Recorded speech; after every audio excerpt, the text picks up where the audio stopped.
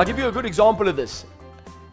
Even though I'd shot weapons before, I'd never done any clay pigeon shooting. And I took this team in South Africa for a team building day, and there was clay pigeon shooting included. And so there was about 40 people in this company. It was awesome. We had two different, what do you call it again? Sling, yeah? And one was fast, one was faster. And we got people into two different groups, and then everyone went through and everyone had their chance. Everyone had turn to shoot 6 on the slow one and then 6 on the fast one.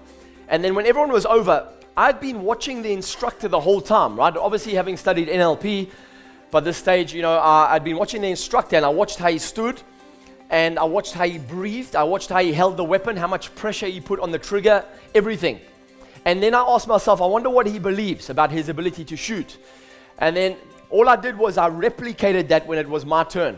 I took a moment, I closed my eyes, I remembered how he was standing, I remembered he was leaning a little bit forward on his front leg, I remembered how he had the weapon, and I closed my eyes and I imagined and I tried to put myself into his body. Then I asked myself, I wonder what he believes. And I said, I bet you he believes he's a shit hot shot. And then I said, I'm a shit hot shot. And then I said, and then I took a breath, and then I opened my eyes, I said, go. And then I got 6 out of 6. And then I went to the fast one, and I did exactly the same thing. And I got 6 out of 6. And the guy said to me, he said, you've done this before? I said, no, first time. So he said, no, you're lying. I said, true are true. He said, wow, how did you do that? So I said, I just copied you. I watched you and I copied exactly what you did, and I got inside your head.